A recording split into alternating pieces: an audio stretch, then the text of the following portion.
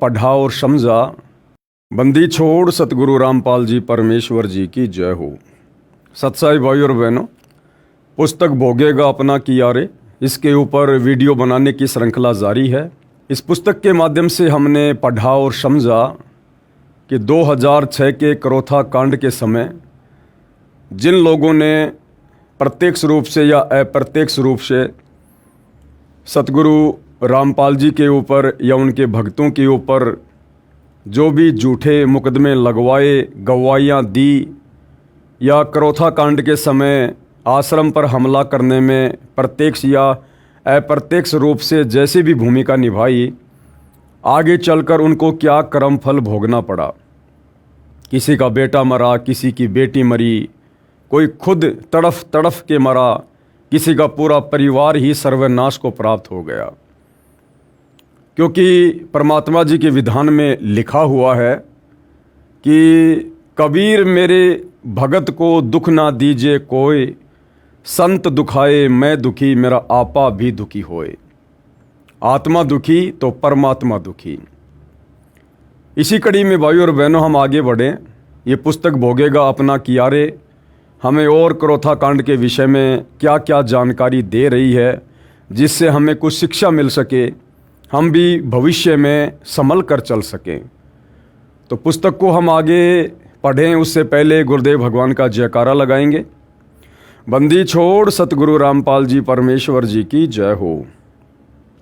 परमपिता परमात्मा सारी सरस्ती के रचनहार, कुल मालिक, असंख्य ब्रह्मांडों के स्वामी, जगत गुरु, तीनों लोकों में प्रवेश करके सबका धारण पोषण करने वाले राजाधिराज, आत्माधार, नाथों के नाथ, देवों के देव महादेव, सर्वेश्वर महेश्वर, मृत्युंजय, अजरो अमर, आदि अनादि सनातनी प्रभु, जगत पिता जगदीश्वर, श्री श्री 1008 की उपाधि के वास्तविक अधिकारी, अकाल मूरत सौद स्वरूपी राम वासुदेव सर्वगतम ब्रह्म, परम पूज्य प्रथम पूज्य परम संत परम पुरुष परम धनी परम दयालु, सत्य कबीर हक्का कबीर, अल्लाहु कबीर, अल्लाहु अकबर, बाखबर, अल्लाह ताला, जगत के तारणहार, जगत के मुक्तिदाता, जगत के जगन्नाथ, हारे के सहारे, हिंदुओं के राम, मुसलमानों के अल्लाह, सिखों के वाहिगुरु, ईसाइयों के मसीह, दया के सागर दयानिधि, करुणा के सागर करुणानिधि,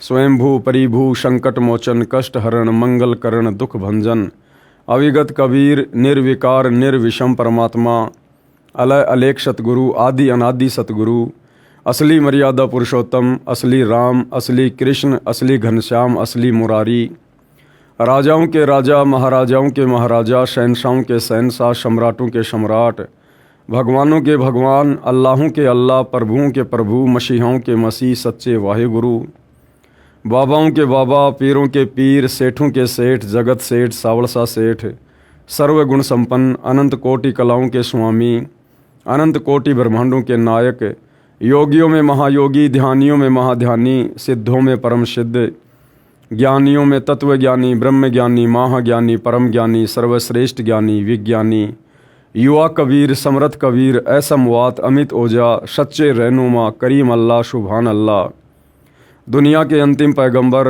8 सितंबर 1951 से गांव धनाना, जिला सोनीपत, हरियाणा, भारतवर्ष की पावन भूमि पे प्रकट रियल कल्कि भगवान, श्री नारायण साकार हरि, श्री बाबा साहेब, नूर अनंत परमात्मा, सच्चे दरवेश, सच्चे बाखबर, संत श्रोमणी सतगुरु रामपाल जी परमेश्वर जी के चरण कमल में साध संगति से जुड़े हुए देश विदेश से आप और हम सभी सत्सेवक भाई बहनों का अनंत कोटि दंडवत प्रणाम। तो भाई और बहनों, अब हम आगे बढ़ते हैं इस पुस्तक पर जिसका नाम है भोगेगा अपना किया रे। अर्थात जैसा कर्म प्राणी करता है उसका फल आगे चलकर उसे इस जन्म में या अगले जन्म में या अन्य किसी योनि में उसे अवश्य भोगना पड़ता है। ये परमात्मा का अटल विधान है। इसी कड़ी में भाई और बहनों, संत गरीबदास जी को भी एक बार कुछ लोगों के द्वारा बेवजह परेशान किया गया था, उन्हें दुखी किया गया था, उनको यातना दी गई थी। संत गरीबदास जी ने तो उनको कुछ भी नहीं कहा, परंतु आगे चलकर उस कर्म का भोग किस प्रकार से उन व्यक्तियों को प्राप्त हुआ। संत गरीबदास जी को सताने का फल। संत गरीबदास जी गांव छुडानी, जिला झज्जर, प्रांत हरियाणा में हुए हैं। इनका मूल गांव करौथा था। इनके पिताजी का विवाह छुडानी गांव में हुआ था। इनके नाना जी को पुत्र नहीं था। इस कारण से गरीबदास जी के पिता बलराम जी छुडानी रहा करते थे। यानी गरीबदास जी के पिताजी अपने ससुराल में घर जमाई रहा करते थे और वहीं गरीबदास जी का जन्म हुआ था। गांव बाजिदपुर का एक तोखराम नाम का भगत संत गरीबदास जी का शिष्य था। भगत तोखराम की प्रार्थना पर आप जी गांव बाजिदपुर दिल्ली में कुछ दिन रहे। उस भगत की बहुत ज़मीन थी, बाजरा बो रखा था। टिड्डी छोटे छोटे पक्षियों जैसी होती है। उसने गांव बाजिदपुर तथा आसपास के गांव की बाजरे की फसल नष्ट कर दी। केवल उस तोखराम भगत की बाजरे की फसल सुरक्षित रही, क्योंकि वो परमात्मा का भगत था। गांव के व्यक्तियों को पता चला कि संत गरीबदास जी के कारण ही इस भगत को हानि नहीं हुई। पूरे गांव के व्यक्ति संत गरीबदास जी के शिष्य बन गए। आज भी गांव बाजिदपुर दिल्ली में संत गरीबदास जी के नाम से आश्रम बना है। जब बाजरे की फसल पकी तो संत गरीबदास जी ने आदेश दिया कि सारे गांव को बाजरा बांट दें।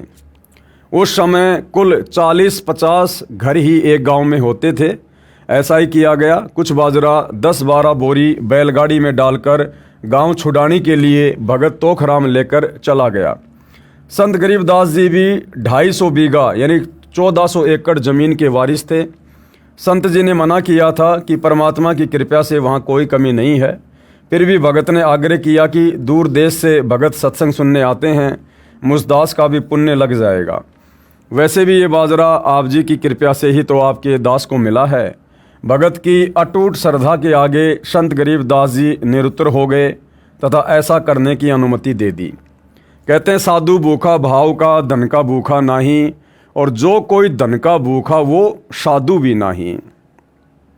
बैलगाड़ी में 10-12 क्विंटल बाजरा भरकर उसी में गरीबदास जी को बैठाकर भगत गांव छुडानी की तरफ शाम को चल पड़ा। रास्ते में गांव काणोदा, वर्तमान जिला झज्जर, प्रांत हरियाणा पड़ता था। गांव काणोदा में भी टिड्डी दल ने सर्व बाजरे की फसल नष्ट कर दी थी। काणोदा गांव के व्यक्तियों ने बाजरे की गाड़ी को जबरदस्ती लूट लिया।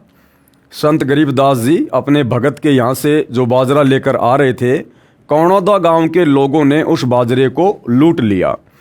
भगत ने विरोध किया तो उसको भी मारने पीटने लगे। तब गरीबदास जी ने कहा, आप ऐसा न करो, किसी के धन को लूटना पाप है। गांव में आए व्यक्तियों का अतिथि सत्कार करना चाहिए, भोजन पानी की बात पूछनी चाहिए। आप ये अच्छा नहीं कर रहे हो। काणोदा गांव के व्यक्तियों ने कहा कि ये बड़ी शिक्षा दे रहा है, इसको बांध लो। सारा बाजरा लूट लिया। भगत खाली बैलगाड़ी लेकर बाजिदपुर लौट गया। जब सर्व घटना का गांव के व्यक्तियों को पता चला तो कुछ वृद्ध व्यक्ति गांव काणोदा को चल पड़े। दूसरी ओर बाजरा लूटने वाले गरीबदास को हाथों से बांधकर गांव ले गए। गांव काणोदा में एक साहब राय उर्फ छाजू नाम का बड़ा चौधरी व्यक्ति था। सरकार की ओर से उसे जेलदार का पद भी प्राप्त था, यानी छोटा मोटा दंड वो अपराधियों को दे सकता था। उस समय नवाब के द्वारा उसको अधिकार था। वह अपराधियों को दंड भी देता था। गांव के व्यक्तियों ने उस चौधरी से कहा कि ये चोर है, किसी का बाजरा चुरा कर ले जा रहा था, हम पकड़ लाए हैं। उस चौधरी ने अपने हाथों से गरीबदास जी को काठ लगाया। काठ उस समय एक प्रकार की सजा के तौर पर लगाया जाता था। काठ लगाना एक बहुत पीड़ा देने वाला यंत्र बना था, जिसमें व्यक्ति को काठ की बल्लियों के बीच में बांध दिया जाता था। उसमें व्यक्ति न बैठ सकता था न पूरा खड़ा हो सकता था। कुछ देर के पश्चात गांव बाजिदपुर के व्यक्ति गांव काणोदा में पहुंच गए। जब उनको पता चला कि संत जी को काठ में बांध रखा है, तब वे उस साहब राय उर्फ छाजू चौधरी से मिले तथा बताया कि ये महात्मा है, कोई चोर नहीं है। इनकी कृपा से उस भगत के बाजरे को टिड्डियों ने भी हानि नहीं की थी। यही बाजरा लेकर इनका भगत गांव छुडानी जा रहा था। ये कोई चोर नहीं है, आप जी को भ्रमित किया गया है। आप जी क्षमा याचना करें, अन्यथा आप जी को बहुत हानि हो जाएगी। उस साहब राय उर्फ छाजू चौधरी ने संत जी को काष्ट मुक्त कर दिया और हाथ जोड़कर क्षमा याचना नहीं की। केवल सिर झुकाकर औपचारिकता करके अहंकारवश चला गया। इसी साहब राय चौधरी अर्थात छिकारा गोत्र ने एक मुसलमान को किसी के कहने से बेकसूर सजा दी थी। गरीबदास जी की घटना के 20 दिन पश्चात चौधरी साहब राय छिकारा प्रतिदिन की तरह सुबह सूर्योदय से पहले गांव से बाहर टट्टी फिरने गया, यानी फ्रेश होने के लिए गया था। तालाब पर हाथ साफ करके वापस चला। उसी समय 2 घोड़ों पर सवार 2 बिलोचों ने उस साहब राय चौधरी का एक एक हाथ पकड़ा तथा तलवार से दोनों हाथ काट कर चले गए। चिल्लाता बिलखता चौधरी साहब राय गाँव पहुँचा। वैद्य बुलाकर उपचार कराया। न तो रक्त बहना बंद हुआ और ना ही पीड़ा बंद हुई। सारा दिन सारी रात चिल्लाता रहता था। बड़े बड़े वैद्य आए परंतु व्यर्थ। तब किसी भगत का उस गांव में आना हुआ। सर्व घटना को जानकर उसने कहा कि आप संत गरीबदास जी के पास जाओ, उनसे हृदय से समायाचना करो, तब बात बन सकती है। मरता क्या नहीं करता। 3-4 घोड़े तैयार किए गए। एक घोड़े पर उस चौधरी साहब राय को बैठाया तथा उसी घोड़े पर एक व्यक्ति और बैठा। सब के सब गांव छुडानी में संत गरीबदास जी के पास गए। चौधरी साहब राय उर्फ छाजू ने नाक रगड़ कर क्षमा मांगी। तुरंत पीड़ा तथा रक्त का स्राव बंद हो गया। उसी समय तुरंत वो पीड़ा बंद हो गई और खून का बहना भी बंद हो गया। सर्वे व्यक्तियों को बड़ा आश्चर्य हुआ। तब संत गरीबदास जी ने कहा, भाई आपको पद याद है, उसका सदुपयोग करना चाहिए। दंड देने से पहले स्वयं जांच करनी चाहिए। गलती हो भी जाए तो हृदय से क्षमा याचना करनी चाहिए। मैंने आपको कोई बद्दुआ नहीं दी, आप जी ने अपना किया ही भोगा है।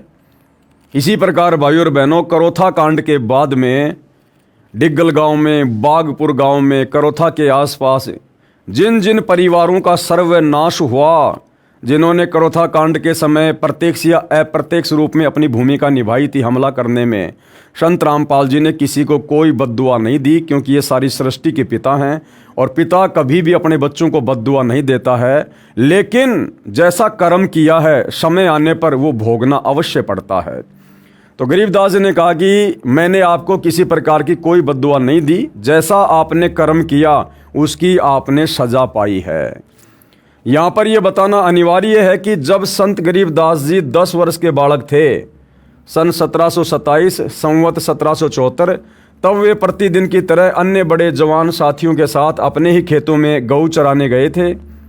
उस दिन फाल्गुन मास की द्वादशी द्वास थी। दिन के 10 बजे परमात्मा कबीर बंदी छोड़ जी अपने अमरलोक से आए, जो अमरलोक आकाश में सर्वोपरि है। संत गरीबदास जी को कवारी गाय का दूध पिलाया, अन्य पालियों यानी गवालों ने नहीं पिया। उसके पश्चात संत गरीबदास जी को परमात्मा कबीर जी ऊपर ले गए। ऊपर विष्णु जी का लोक, शिव जी का लोक, ब्रह्मा जी का लोक तथा सर्व लोक दिखाकर अपने अमर लोक ले गए, यानी सतलोक ले गए। इस प्रक्रिया में 8 से 10 घंटे लग गए। दूसरी ओर बालक गरीबदास जी को मरा जानकर अंतिम संस्कार के लिए चिता पर रख दिया था। उसी समय परमात्मा ने वह आत्मा पुनः शरीर में प्रवेश कर दी। बालक जीवित हो गया। गांव में खुशी की लहर दौड़ गई। उस दिन के पश्चात बालक गरीबदास जी सामान्य बच्चा नहीं रहा। कहावत है कि आप क्या भगवान से मिलकर आए हो। संत गरीबदास जी भगवान से मिलकर आए थे। इसलिए संत गरीबदास जी ने उपस्थित काणोदा निवासियों को मनुष्य जीवन का उद्देश्य बताया। सर्व ने दीक्षा ली। उस साहब राय छिकारा चौधरी के वंशज आज भी संत गरीबदास जी की पूजा करते हैं, लेकिन वो एक फॉर्मेलिटी चल रही है भाई और बहनों। लगभग आधा काणोदा गांव उन्हीं की संतान है। उसको छाजूवाड़ा कहते हैं, क्योंकि उस चौधरी का उर्फ नाम छाजू था। जिन व्यक्तियों ने बाजरा लूटा था उन्होंने क्षमा याचना करने से इनकार कर दिया था। वे फिर भी गरीबदास जी के विषय में भला बुरा कहा करते थे। उन सर्व का कुल नाश हो गया। एक एक करके सर्व संतान नष्ट हो गई तथा स्वयं भी तड़फ तड़फ कर मरे। परमात्मा कहते हैं, कबीर साकट सन का जेवड़ा भीगे ते करड़ाए, राम नाम जाने नहीं तड़फ तड़फ मर जाए। सन होता है भाइयों और बहनों, किसान जो है अपने खेत में पैदा करते हैं, तो सन के पौधे के ऊपर जब उसको पानी के अंदर काफ़ी दिनों तक डाल के रखा जाता है तो उस क्षण के पौधे के ऊपर की जो खाल होती है उसको उतार कर और उसकी रस्सी बनाई जाती है, देसी भाषा में जिसको जेवड़ा कहते हैं, जेवड़ा। तो परमात्मा कहते हैं कि जो साकट व्यक्ति होता है ना, वो क्षण के जेवड़ी की तरह होता है।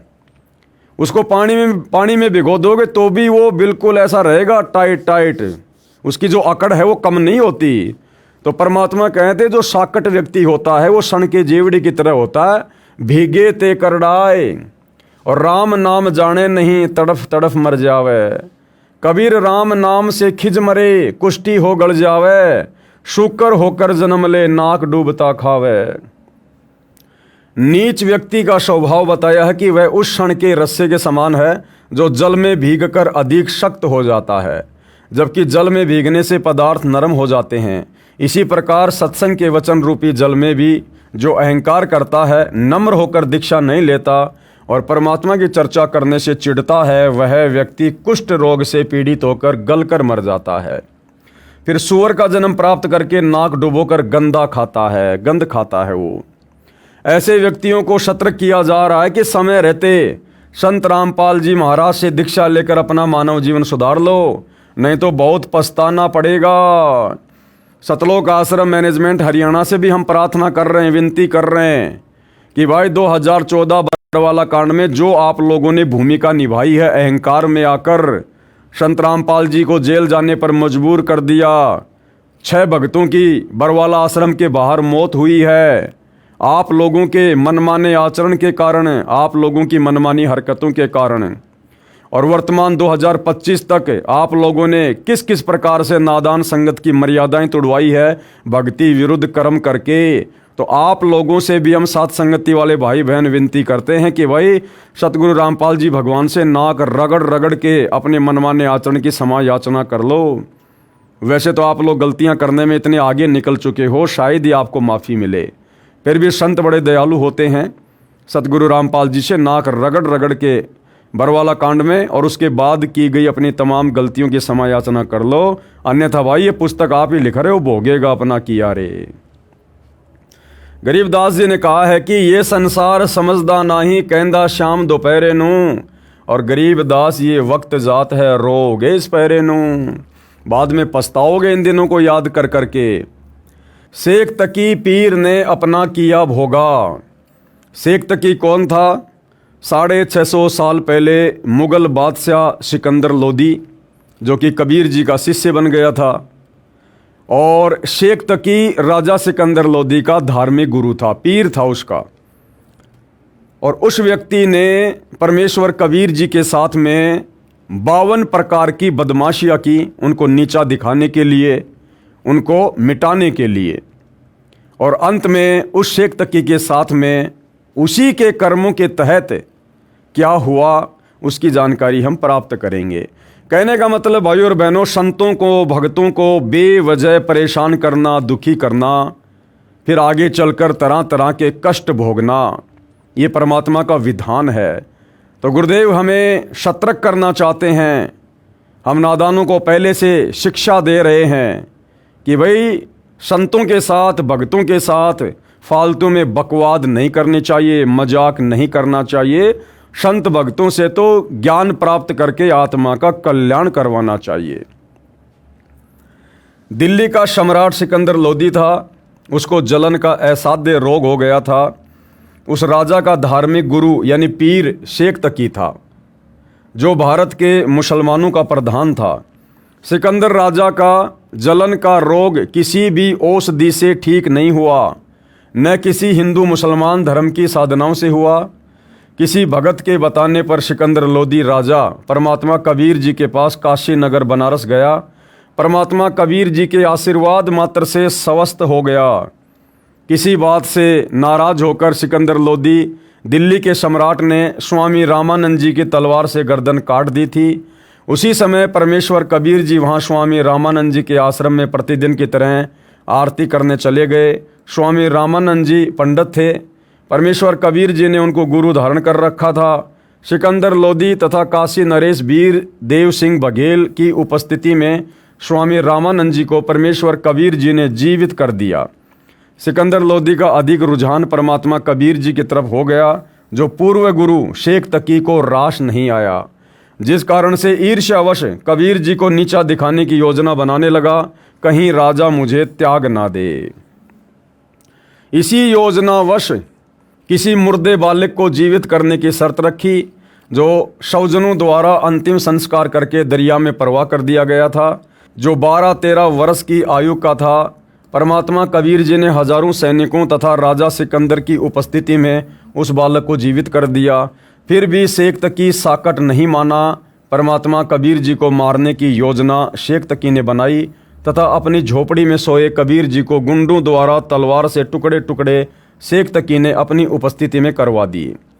जब चलने लगे तो परमात्मा कबीर जी खड़े हो गए। जिनके टुकड़े टुकड़े कर दिए गए थे वो परमात्मा तुरंत खड़ा हो गया। इसको कहते हैं अविनाशी। अविनाशी तो उसको जान जिसको मारने में कोई भी सक्षम नहीं है। जब चलने लगे तो परमात्मा कबीर जी खड़े हो गए तथा कहा, हे शेख तकी, आप दास के मेहमान बनकर आए हो, कुछ जलपान करके जाना। ये लीला देखकर कई गुंडों को बुखार हो गया, परंतु शेख तकी साकट नहीं माना। कबीर परमेश्वर जी को शेख तकी ने गहरे झेरे कुएं में डालकर अपने हजारों साथियों से उसमें ऊपर से मिट्टी भर दी। फिर सिकंदर लोदी ने राजा से जाकर कहा कि हे राजन, जिसे आप अल्लाह का अवतार कहते थे, उसको जनता ने सूखे कुएं में मिट्टी में दबा दिया, वह मर गया। सिकंदर लोदी ने कहा, हे पीर जी, अपने कर्म ना खराब कर तथा न ही भोली जनता के कर्म बिगड़वा। देख, मेरे दूसरे कमरे में बैठे हैं अल्लाह कबीर। शेख तकी ने अपने साथियों सहित जाकर उस कमरे में देखा तो कबीर जी वहाँ बैठे माला फेर रहे थे, लेकिन शेख तकी साकट फिर भी बाज नहीं आया। सरसों के तेल को कढ़ाई में उबाला, कबीर जी को उसमें प्रवेश होने के लिए विवश किया। कबीर जी उस उबलते तेल के कढ़ाई में बैठ गए, कुछ भी नहीं हुआ, आराम से बैठे हैं। शेख तकी ने कहा कि यह जादू जंत्र जानता है, इसने तेल की तासीर ठंडी कर दी। सिकंदर लोदी राजा ने तेल की जांच करने के लिए हाथ की उंगली तेल में डाली तो उंगली जलकर कढ़ाई में गिरकर भुन गई। सिकंदर लोदी दर्द के मारे अचेत हो गया। परमेश्वर कबीर जी कढ़ाई से बाहर आए, हाथ की उंगली साबित कर दी। तब सिकंदर लोदी को होश आया। उस दिन हजारों की संख्या में हिंदू तथा मुसलमान दर्शक परमेश्वर कबीर जी के शिष्य बने, परंतु नहीं माना साकट शेख तकी। शेख तकी की लड़की की मृत्यु के पश्चात जमीन में कब्र बनाकर दबा रखी थी। शेख तकी की शर्त पर परमात्मा कबीर जी ने उस लड़की को कब्र से निकलवा कर जीवित कर दिया। उस लड़की ने 1.5 घंटे तक उपस्थित दर्शकों को बताया कि ये अल्लाह कबीर है, पूर्ण ब्रह्म परमात्मा है। उपस्थित हजारों दर्शकों ने कबीर जी से दीक्षा ली, परंतु नहीं माना साकट शेख तकी। परमेश्वर कबीर जी दोनों धर्मों के व्यक्तियों को समझाया करते थे कि आपके धर्मगुरु परमात्मा प्राप्ति के यथार्थ ज्ञान से खाली हैं और मेरे पास वह सत्य भक्ति है जिससे आप यहाँ भी सुखी तथा परलोक में भी सुखी हो जाओगे। आप एक परमात्मा के बच्चे हो, जिस कारण से दोनों धर्मों हिंदू तथा मुसलमान के धर्मगुरु अपने धर्म की जनता को भ्रमित करते थे तथा परमात्मा कबीर जी में बहुत सारे दोष निकालकर जनता को दूर रखते थे। जब देखा कि परमेश्वर कबीर जी मारे से मर नहीं रहे, ना ज्ञान में हार रहे, तो एक योजना बनाई। भारतवर्ष में जितने भी हिंदू तथा मुसलमान गुरुओं के आश्रम थे, सबको झूठी चिट्ठी लिखकर भेज दी कि कबीर पुत्र नीरू शहर काशी में 3 दिन का भंडारा करेगा। प्रति भोजन के पश्चात प्रत्येक को 1 सोने की मोहर यानी 10 ग्राम सोना और एक दोहर। दोहर क्या होती थी? उस समय का सर्वश्रेष्ठ कंबल, वो भी देगा। 18 लाख महात्मा भगत भोजन भंडारा करने काशी नगर में आ गए, उस सोने की मोहर और दोहर के चक्कर में। परमेश्वर कबीर जी तथा अन्य रूप में एक केशव नाम का बंजारा यानी व्यापारी बनकर अपने शतलोक स्थान आकाश से 9 लाख बैलों के ऊपर आए। भक्तों ने थैलों में खाने का कुछ पका पकाया, कुछ कच्चा सामान लेकर काशी शहर में टेंट लगाकर उनमें सारा सामान रख दिया। शतलोक स्थान आकाश से ही लाखों भगत सेवा करने के लिए आए थे। भंडारा शुरू हुआ। यहाँ पर स्पष्ट करना उचित समझते हैं कि परमेश्वर कबीर जी का जन्म किसी माँ से नहीं हुआ था, क्योंकि परमेश्वर कबीर स्वयंभू हैं, परिभू हैं, सर्वेश्वर हैं, महेश्वर हैं। ना सतगुरु जननी जने जाके माना बाप, पिंड ब्रह्मंड से रहित है ना वहाँ तीनों ताप। परमात्मा कबीर जी का जन्म किसी माँ से नहीं हुआ था। विक्रमी संवत 1455 सन 1398 जेठ मास की पूर्णमासी को सुबह सूर्योदय से 1.5 घंटा पहले परमात्मा कबीर जी आकाश से सतलोक स्थान से सशरीर चलकर आए थे। एक शिशु रूप में काशी शहर के बाहर जंगल में लहर तारा नामक तालाब में कमल के फूल पर प्रकट हुए थे। इसके प्रत्यक्ष दृष्टा एक अष्टानंद ऋषि थे जो प्रतिदिन उसी तालाब पर स्नान करने जाया करते थे। कमल के फूल से नीरू नामक निसंतान जुलाहा शिशु रूपधारी परमेश्वर को अपनी पत्नी सहित घर ले गए। बालक का नाम कबीर रखा, इसलिए यहाँ पर नीरू पुत्र लिखा है। शेख तकी राजा सिकंदर को भी चिट्ठी देकर साथ ले आया। यानी पूरे भारतवर्ष में शेख तकी ने परमात्मा कबीर जी को नीचा दिखाने के लिए कि कबीर तो निर्धन है, जुलाहा है, खुद का परिवार भी बड़ी मुश्किल से चला रहा है। 18 लाख लोगों को, दुनिया भर के साधु संतों को जो काशी में इकट्ठा होंगे, उनको कैसे भोजन करवाएगा, कहाँ से उनको सोने की मोहर देगा, दोहर देगा। और जब इतने सारे लोग यहाँ इकट्ठे हो जाएंगे तो ये कबीर अवश्य काशी छोड़कर भाग जाएगा, अन्यथा लोग पीट पीट कर उसको मार देंगे। ऐसी योजना शेख तकी ने और अन्य लोगों ने मिलकर बनाई। परंतु भाई परमात्मा तो परमात्मा है जो तीनों लोकों में प्रवेश करके सबको भोजन पानी दे रहा है। 18 लाख लोग उसके लिए क्या हैं? उन 18 लाख लोगों को प्रतिदिन वो जहाँ भी खाना खा रहे थे वही परमात्मा तो दे रहा था। अब अगर एक जगह इकट्ठे होकर खा लेंगे तो कौन सी बड़ी बात है। लेकिन शेख तकी ईर्ष्यावश कबीर जी को एक सच्चा या कुछ अच्छा साधु भी नहीं मानता था। तो शेख तकी ने उस दिन राजा सिकंदर लोदी को भी साथ ले लिया और कहा कि आपके गुरुजी भंडारा कर रहे हैं कबीर, चलो साथ में। इसलिए कि वहाँ कबीर मिलेगा नहीं, दुनिया वहाँ पर गालियाँ निकाल रही होगी और राजा के दिल में कबीर जी के प्रति श्रद्धा कम हो जाएगी और तेरी चौधर बरकरार बनी रहेगी। ये सोचकर शेख तकी ने सिकंदर लोदी को भी साथ में ले लिया। शेख तकी राजा सिकंदर को भी चिट्ठी देकर साथ ले आया। उसने सोचा था कि कबीर शहर छोड़कर भाग गया होगा, परंतु वहाँ जाकर देखा तो कुछ और ही कमाल था। सिकंदर लोदी बड़ा खुश हुआ। परमात्मा कबीर जी दूसरे रूप में अपनी झोपड़ी में रविदास संत जी के साथ बैठे थे। परमेश्वर कबीर जी ने अपना दूसरा रूप बनाया केशव बंजारे का। 9 लाख बैलों के ऊपर पका पकाया भोजन लेकर, टेंट का सामान लेकर काशी में उतर आए और वहाँ तो उन्होंने रंग लगा दिए। रंग, दुनिया भोजन कर रही है, भंडारा कर रही है, आनंद ले रही है। राजा सिकंदर जी परमेश्वर कबीर जी को झोपड़ी से स्वयं हाथी पर बैठाकर उस भोजन भंडारे के स्थान पर लाए जहाँ पर आए अतिथि मन वांछित भोजन तथा मोहर दोहर लेकर कबीर जी के गुणगान कर रहे थे। 3 दिन तक भंडारा चला। परमात्मा कबीर जी ने अपने दूसरे रूप डबल रोल में केशव के साथ ज्ञान चर्चा की, लीला करके लगातार 24 घंटे यानी 8 पैर तक सत्संग किया। ज्ञान को सुनकर लगभग 15-16 लाख भक्तों तथा अन्य साधुओं ने नाम दीक्षा ली, परमेश्वर कबीर जी के शिष्य बने। इस प्रकार परमेश्वर कबीर जी के हिंदू तथा मुसलमान कुल 64 लाख शिष्य बने थे। कबीर जी सन 1398 से 1518 तक 120 वर्ष पृथ्वी पर लीला करके सशरीर शवधाम सतलोक चले गए थे। अंत में सिकंदर लोदी तथा शेख तकी की उपस्थिति में सारे बैल तथा बंजारे अंतर्ध्यान हो गए तथा परमात्मा कबीर जी का दूसरा स्वरूप केशव कबीर जी के शरीर में समा गया। शेख तकी साकट फिर भी नहीं माना, निंदा ही करता रहा। कहा कि इस कबीर ने ये क्या भंडारा लंगर किया है, हम अनेकों कर दें। इसने तो महोछा किया है।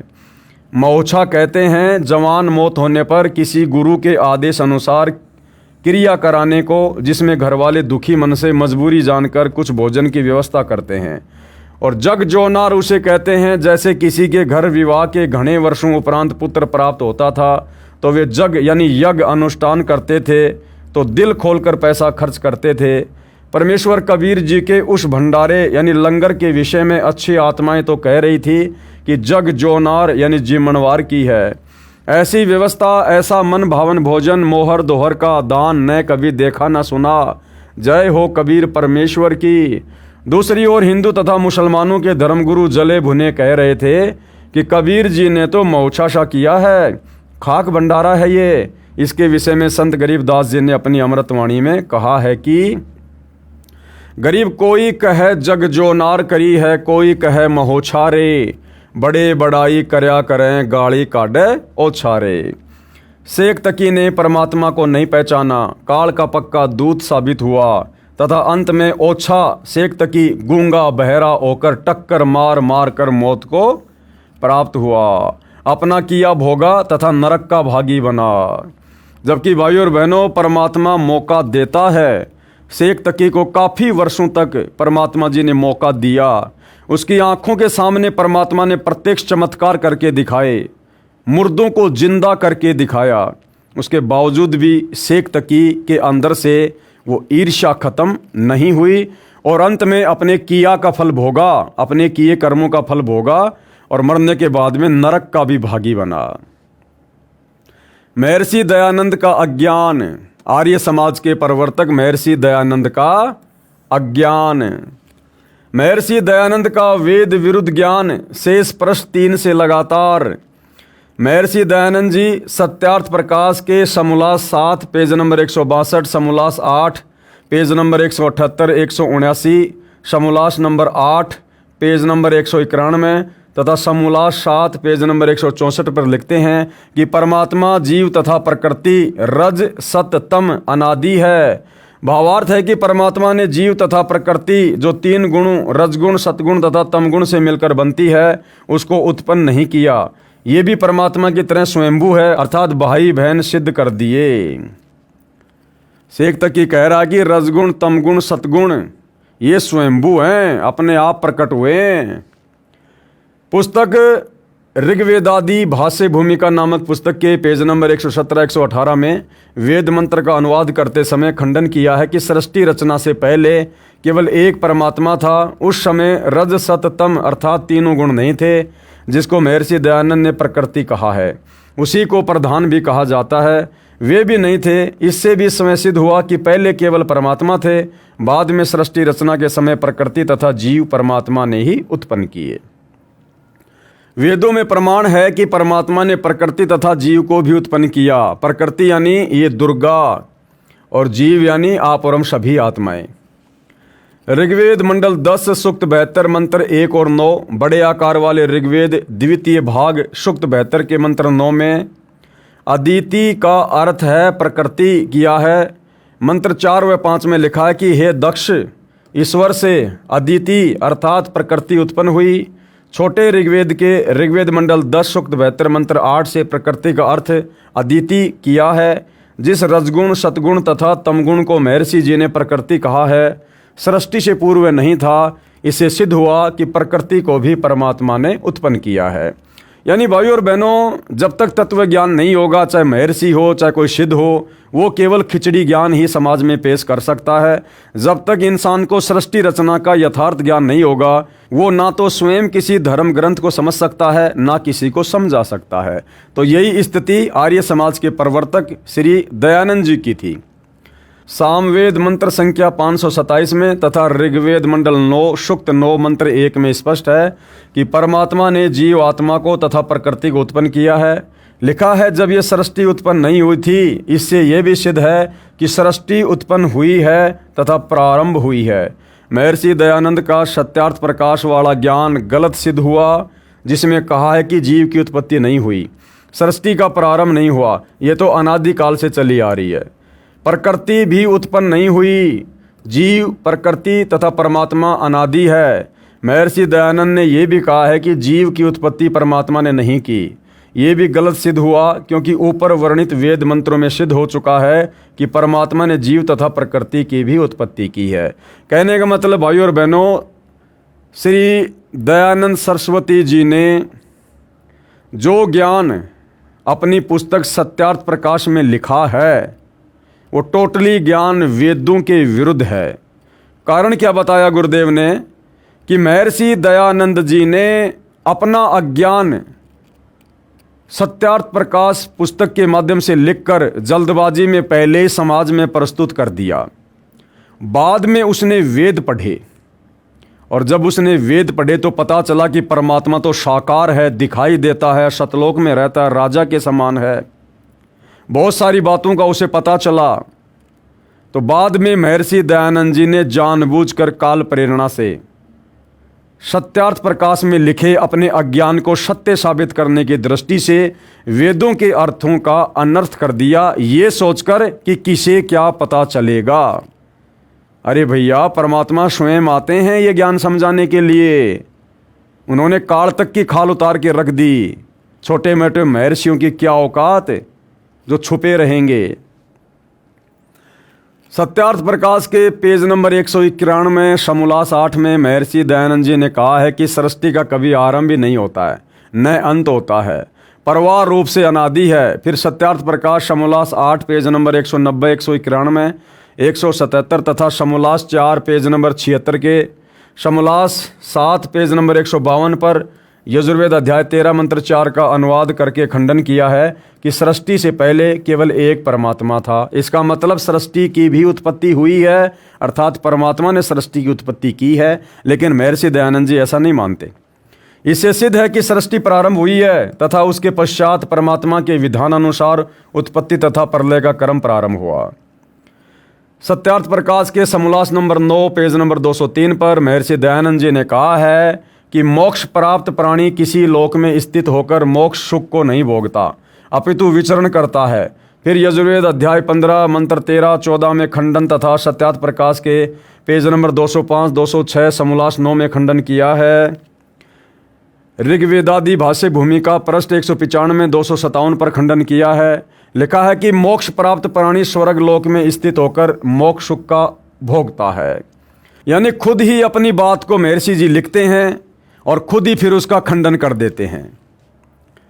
महर्षि दयानंद जी कहते हैं कि सर्वप्रथम ब्रह्म ने 4 ऋषियों को वेदों का ज्ञान कराया। उससे पहले कोई वेदों को नहीं जानता था।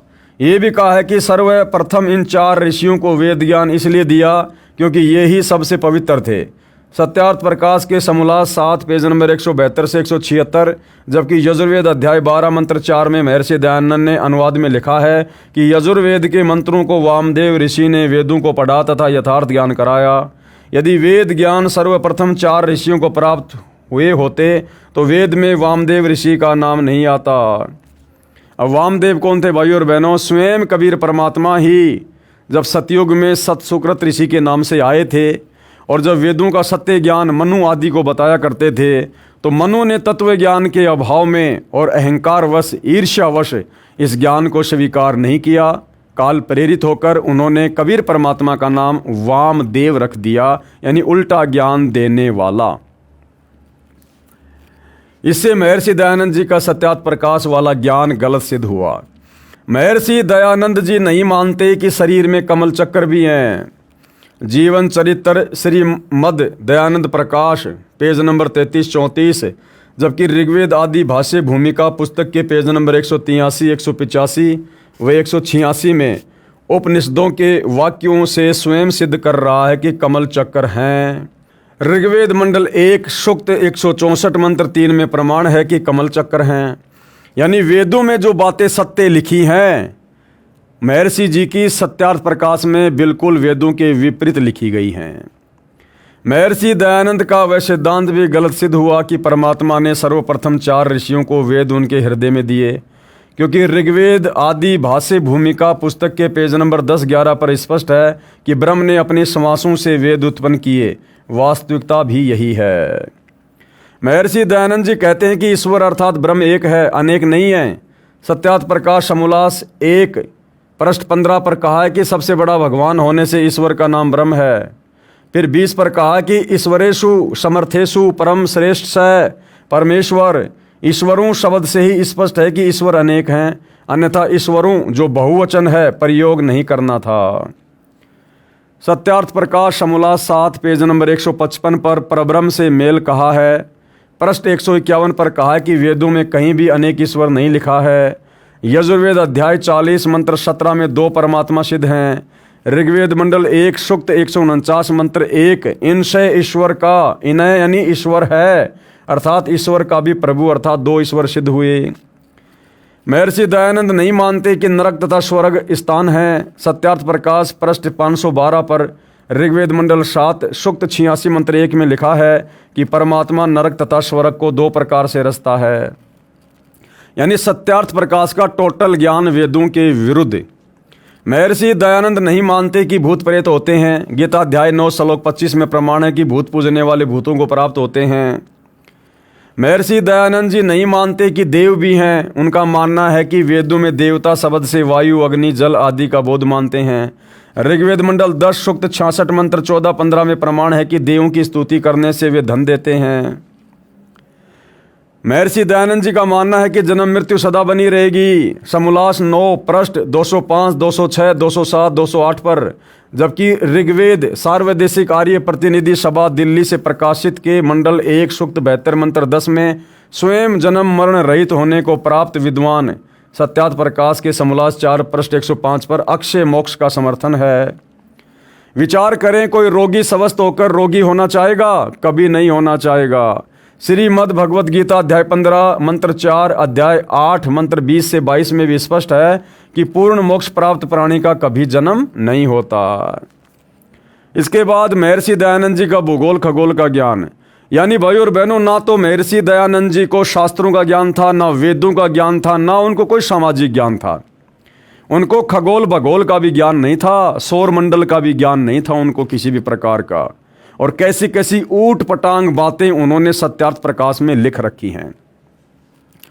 महर्षि दयानंद जी ने सत्यार्थ प्रकाश समोल्लास 7 पेज नंबर 174 पर लिखा है कि जब तक इंग्लैंड का कोलंबस नामक व्यक्ति अमेरिका में नहीं गया था, तब तक वे भी करोड़ों वर्षों से मूर्ख थे। अब शिक्षा पाने से विद्वान हो गए। समोल्लास 10 प्रश्न नंबर 226, समोल्लास 11 पेज नंबर 235 पर खंडन है। लिखा है कि व्यास जी अपने पुत्र तथा शिष्य सुख सहित अमेरिका में निवास करते थे। वे सर्व शिक्षित थे। फिर सत्यार्थ प्रकाश समोल्लास 11 पेज नंबर 235 पर लिखा है कि सृष्टि प्रारंभ हुई तब से लेके 5000 वर्ष पूर्व तक आर्यों का सार्वभौम चक्रवर्ती राज्य रहा है। अमेरिका का बब्रुवाहन नामक राजा महाभारत युद्ध में आया था। दूसरी ओर कहा है कि जब तक कोलंबस अमेरिका नहीं गया वे मूर्ख थे। करोड़ों वर्षों से महाभारत युद्ध को तो 5600 वर्ष ही हुए हैं तथा व्यास जी भी महाभारत से पहले ही हुए हैं। कोलंबस तो 400 वर्ष पहले ही अमेरिका गया था। अमेरिका वाले पहले ही शिक्षित थे। ऐसा विरोधाभास अज्ञानियों के विचारों में ही होता है। इससे महर्षि दयानंद जी का सत्यार्थ प्रकाश वाला ज्ञान गलत सिद्ध हुआ। सत्यार्थ प्रकाश प्रमाण समोल्लास 8 पेज नंबर 197 198 पर लिखा है कि सूर्य, चंद्र व तारों तथा नक्षत्रों में मनुष्य तथा अन्य प्राणी पृथ्वी की तरह रहते हैं। बताओ, महर्षि दयानंद जी कह रहे हैं सूर्य पर, इस आग के गोले पर जैसे हम पृथ्वी पर रहते हैं ऐसे वहाँ भी मनुष्य रहते हैं, इंसान रहते हैं, खेती बाड़ी करते हैं, बाग बगीचे हैं। वहाँ पर इसी प्रकार सुख विशेष पदार्थ अर्थात जल, अन्न, मेवा, काजू, किशमिश तथा फल हैं। सूर्य आदि लोकों में रहने वाले व्यक्ति इन्हीं वेदों को पढ़ते हैं। महर्षि दयानंद का अपना मत था कि परमात्मा की भक्ति से पाप नाश नहीं होते। इसलिए सत्यार्थ प्रकाश समोल्लास 7 पेज नंबर 155 पर कहा है कि जिस पुस्तक में पापों को क्षमा नाश करने की बात है वह न ईश्वर और न किसी विद्वान का बनाया गया है। समोल्लास 14 पेज नंबर 473। जबकि यजुर्वेद अध्याय 8 मंत्र 13 में, ऋग्वेद मंडल 9 सूक्त 82 मंत्र 1 में परमात्मा पाप नाश करता है का प्रमाण है। महर्षि दयानंद जी के विधान अनुसार तो वेद भी मूर्ख के बनाए सिद्ध हुए, जबकि महर्षि दयानंद कहते हैं कि वे वेद के अतिरिक्त किसी की भी बात को सत्य नहीं मानते। सत्यार्थ प्रकाश समोल्लास 13 पेज नंबर 426 430 में महर्षि दयानंद जी ने तर्क दिया है कि ईसा ने यानी ईसा मसीह ने अपने माता पिता की सेवा नहीं की, जिस कारण से लंबी आयु नहीं पा सका। महर्षि दयानंद का कहना है कि ईसा को क्रश किया गया, कितने कष्ट से प्राणांत हुआ, इससे अच्छा तो फंद यानी फांसी लगाकर मर जाना चाहिए था। अब विचार करें भाइयों और बहनों, महर्षि दयानंद की आत्मकथा नामक पुस्तक पेज नंबर 8 पर महर्षि दयानंद ने स्वयं लिखा है कि वे अपने माता पिता की सेवा करने के विरोधी थे। उन्होंने भी अपने माता पिता की सेवा नहीं की। शायद इस पाप के परिणाम स्वरूप महर्षि दयानंद 59 वर्ष की आयु में असाध्य रोग से 1 महीने तक तड़फ तड़फ कर मरे। उनके माथे पर छाले, मुंह में छाले, जीभ पर छाले, सारे शरीर पर छाले तथा टट्टी पेशाब भी वस्त्रों में ही निकल जाता था। प्रमाण है पुस्तक श्री मद दयानंद प्रकाश पेज नंबर 437, 443, 444, 445, 446, 447 से। महर्षि दयानंद जी ने समोल्लास 3 पेज नंबर 44 पर कहा है कि जो व्यक्ति 48 वर्ष तक ब्रह्मचर्य का सेवन करता है वह 400 वर्षों तक जीवित रहता है। महर्षि दयानंद तो आमरण ब्रह्मचार्य का दावा करते थे कि मैं तो आजीवन ब्रह्मचार्य का पालन किया है मैंने। वे स्वयं अश्वनी, आशोज, बदी, चतुर्दशी संवत 1940 से कार्तिक अमावस्या संवत 1940 तक 1 महीना रोग की महापीड़ा को झेलकर 59 वर्ष की आयु में मर गए। जबकि ये तो आजीवन ब्रह्मचार्य का पालन किया करते थे जैसा कि ये कह रहे हैं। तो 400 साल तो बहुत दूर की बात है, ये तो खाली 59 साल की उम्र में ही मर गए। प्रमाण पुस्तक श्री मद दयानंद प्रकाश पेज नंबर 437 तथा 451 तथा पेज नंबर 437, 438, 443 से 447 पर। सत्यार्थ प्रकाश समोल्लास 13 पेज नंबर 444 पर समीक्षा संख्या 125 में ईसाइयों की आलोचना में कहा है कि एक स्त्री सूर्य पहने है, यानी एक स्त्री ने सूर्य को पहन रखा है, चांद उसके पांव तले हैं। महर्षि दयानंद स्वयं कह रहा है कि सूर्य पर मनुष्य व अन्य प्राणी रहते हैं, वहाँ सर्व सुख पदार्थ जैसे गेहूं, चना, काजू आदि मेवा फल हैं। सत्यार्थ प्रकाश के समोल्लास 8 पेज नंबर 197, 198 में। यानी टोटल भाई और बहनों उवाबाई भर रखी है, मनमाना ज्ञान ठोक रखा है सत्यार्थ में। महर्षि दयानंद का वेद ज्ञान, एक मंत्र का 2 वेदों में अर्थ किया है, दूसरे के विपरीत अर्थ है। यजुर्वेद अध्याय 5 मंत्र 20, ऋग्वेद मंडल 1 सूक्त 154 मंत्र 2, गायत्री मंत्र यजुर्वेद अध्याय 36 मंत्र 3 में अन्य अर्थ हैं तथा सत्यार्थ प्रकाश समोल्लास 3 पेज नंबर 38-39 पर अन्य अर्थ हैं। महर्षि दयानंद व्यसन था, वो विकारी आदमी था, नशा भी किया करता था। महर्षि दयानंद सरस्वती, महर्षि दयानंद भांग पीते थे। बताओ भाई और बहनों, भांग पीने वाला समाज सुधारक कैसे हुआ? इसका प्रमाण है पुस्तक श्री मद दयानंद प्रकाश, प्रकाशक हैं सार्वदेशिक आय प्रतिनिधि सभा दिल्ली के पेज नंबर 34 और 35 पर। पुस्तक आत्मकथा पेज नंबर 22 पर। महर्षि दयानंद हुलास सूंघता था, इसका प्रमाण है पेज नंबर 129 पर। हुक्का पिया करता था, पेज नंबर 302 पर प्रमाण है। पान भी खाता था, पृष्ठ 911 पर। और तंबाकू खाते सूंघते थे, पेज नंबर 208 पर प्रमाण है।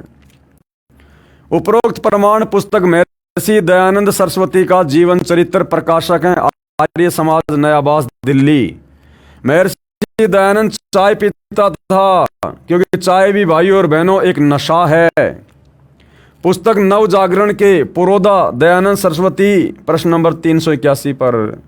महर्षि दयानंद को विष नहीं दिया गया, उसकी मृत्यु रोग के कारण हुई थी। महर्षि दयानंद लोग झूठ फैला की लहर उनकी मृत्यु रोग से।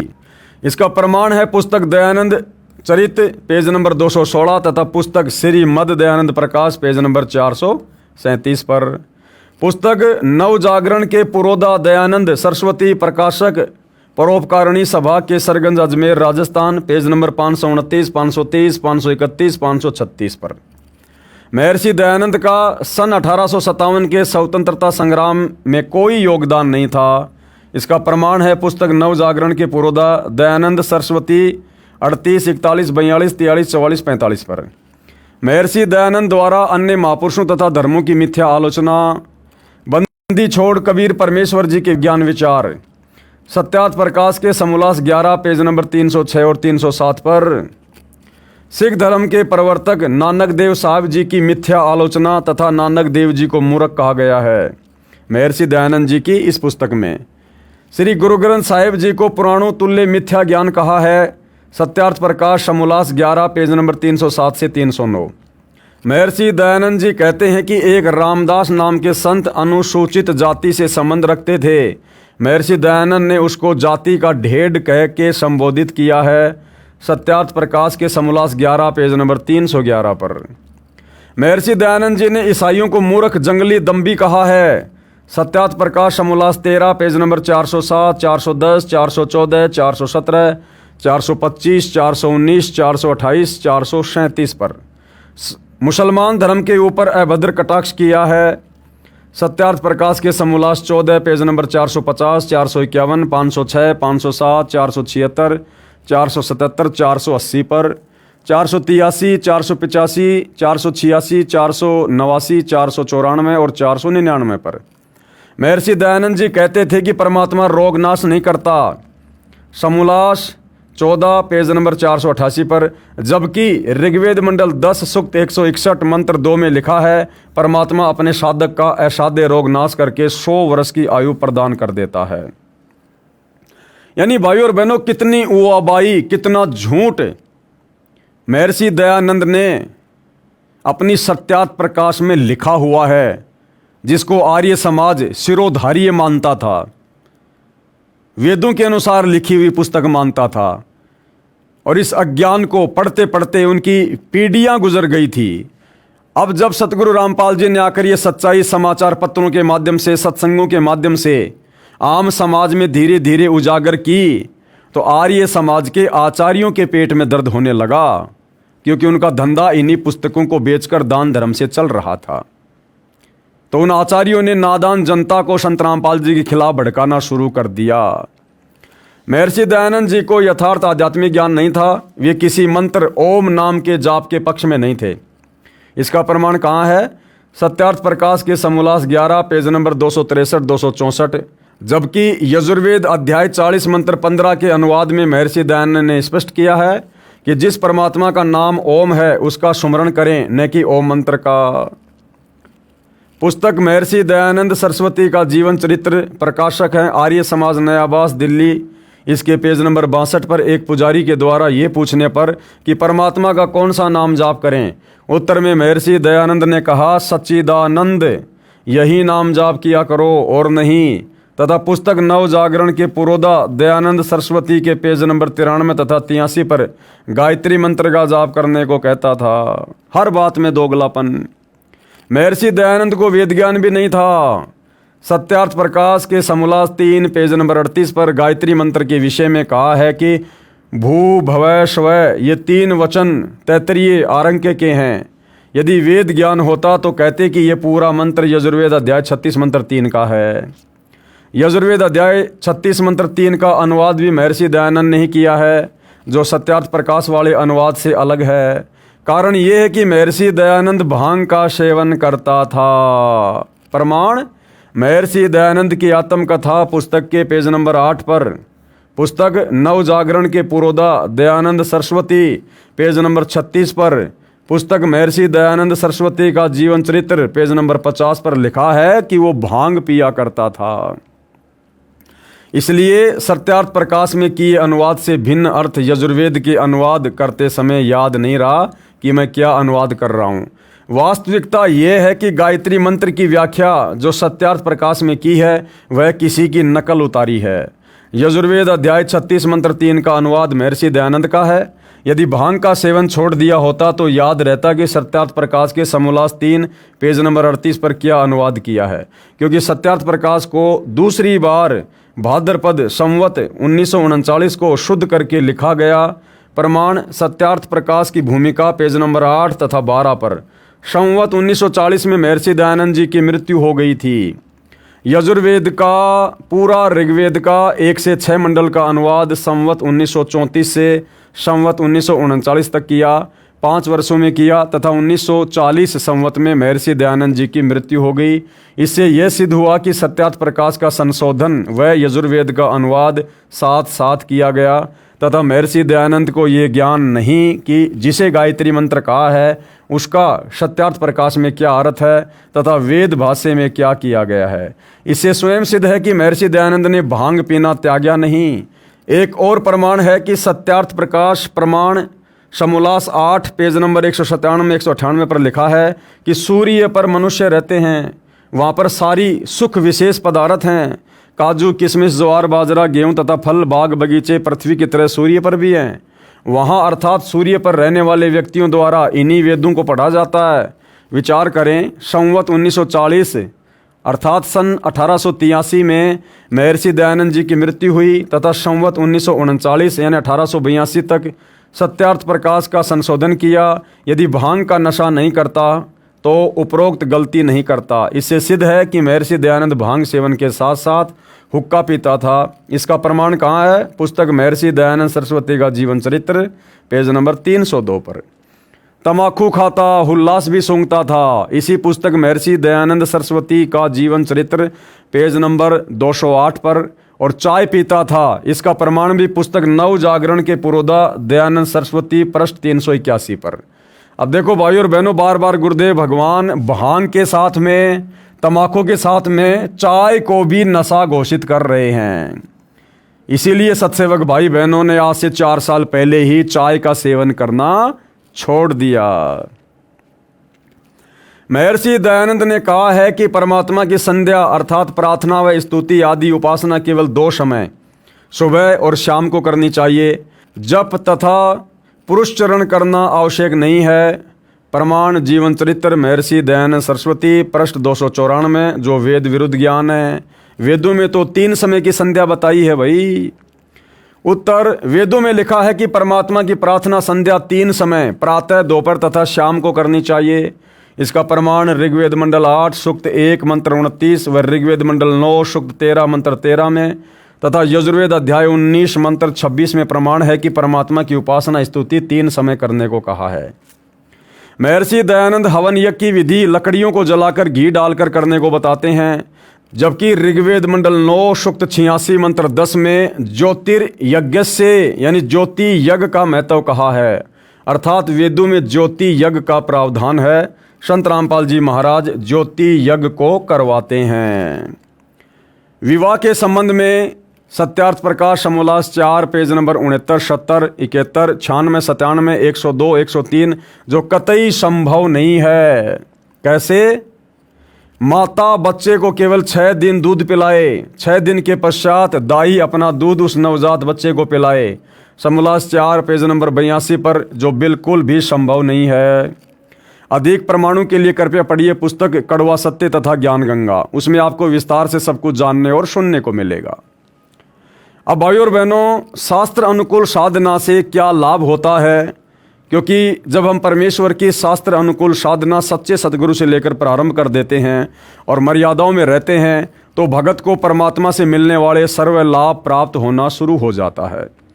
तो सतगुरु रामपाल जी वर्तमान में शास्त्र अनुकूल साधना दे रहे हैं और जो भगत मर्यादा में रहकर साधना करता है उसको सर्व लाभ होते हैं। कुछ एक भक्तों के यहाँ पर आपको अनुभव बताए जा रहे हैं। शास्त्र अनुकूल साधना से हुए भक्तों को लाभ। सज्जन पुरुषों से निवेदन है कि वर्तमान में मानव विज्ञान को बहुत महत्व दे रहा है, मान बैठा है कि परमात्मा भगवान कुछ नहीं है। विज्ञान यानी साइंस ने कितनी तरक्की कर ली है, ऐसे समय में जो परमात्मा मानता है वह रूढ़िवादी ही कहा जाएगा। ऐसा मानना है वर्तमान में अधिक पढ़े लिखों का, परंतु उनकी ये बहुत बड़ी भूल है। जब तक पूर्व जन्म के पुण्य हैं तब तक तो किसी को मत मानो, परंतु जिस समय पूर्व के पुण्यों की चार्ज बैटरी डाउन होगी तब पता चलेगा भगवान है कि नहीं। कोई भी औषधि वह उसमें जो गुण है वह परमात्मा का दिया हुआ है। औषधि या वैद्य परमात्मा से अधिक सर्वशक्तिमान नहीं है। वर्तमान में MBBS MS फिर ऊपर CMO जो विज्ञान की चरम सीमा है, उन्होंने क्या अनुभव किया? यहाँ विज्ञान असफल है तथा भगवान सफल है। कृपया पढ़िए वैज्ञानिकों के श्रीमुख कमल से भगवान की महिमा।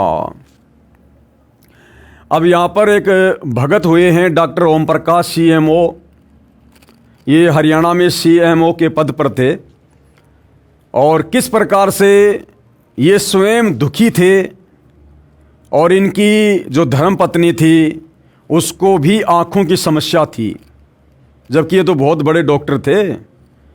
लेकिन सतगुरु रामपाल जी की शरण में आने के बाद इनको जीवन दान मिला। और क्या कुछ इन्होंने अपने अनुभव में, अपने इंटरव्यू में बताया है। पूर्ण परमात्मा साधक को भयंकर रोग से मुक्त करके आयु बढ़ा देता है। भगत डॉक्टर ओम प्रकाश हुड्डा CMO का प्रमाण ऋग्वेद मंडल 10 सूक्त 161 मंत्र 1, 2 तथा 5, जिसमें परमेश्वर कहता है कि यदि किसी को प्रत्यक्ष या गुप्त रोग हो जाए, चाहे 6 रोग तपेदिक हो, उसे भी मैं ठीक करता हूँ। तथा यदि किसी रोगी व्यक्ति की प्राण शक्ति क्षीण हो चुकी हो, जिसकी आयु शेष ना रही हो, उसे जीवन प्राणों की रक्षा करूं तथा उसकी आयु 100 वर्ष प्रदान कर दूं, सर्व सुख प्रदान करूं। मंत्र 5 में कहा है कि हे पुनर्जीवन प्राप्त प्राणी, तू सर्व भाव से मेरी शरण ग्रहण कर। यदि पाप कर्म दंड के कारण तेरी आंखें भी समाप्त होनी हो, तो मैं तुझे पुनः आजीवन आंखें दान करूं, तुझे रोग मुक्त करके सर्व अंग प्रदान करूं तथा तुझे प्राप्त हूं अर्थात मिलूं। अब ये दोनों ही प्रकार की बीमारियां भाई और बहनों CMO डॉक्टर ओम प्रकाश हुड्डा के परिवार में, यानी डॉक्टर ओम प्रकाश हुड्डा का जीवन समाप्त होना था, उनकी आयु शेष नहीं थी, उनकी मृत्यु होनी थी। सतगुरु रामपाल जी ने उनकी आयु में वृद्धि की और उसकी पत्नी जिसको आंखों में समस्या थी, परमात्मा ने उसको आंखें दान की, अर्थात उनकी आंखों को परमेश्वर ने अपने आशीर्वाद से ठीक किया। परमात्मा कहते हैं जम जोरा जहां से डरे, जम यानी काल, जोरा यानी मौत, और मिटे कर्म के लेख, भाग्य में लिखा लेख भी सच्चे सतगुरु की शरण में आने से समाप्त हो जाता है। और अदली असल कबीर है, यानी न्यायकारी परमात्मा वास्तव में कबीर जी हैं, जो कुल के सतगुरु एक, वही सारे कुल के, सारी सृष्टि के सतगुरु हैं, मालिक हैं, स्वामी है। उपरोक्त पंक्तियां मेरे जीवन में पूर्ण रूप से सत्य घटित हुई।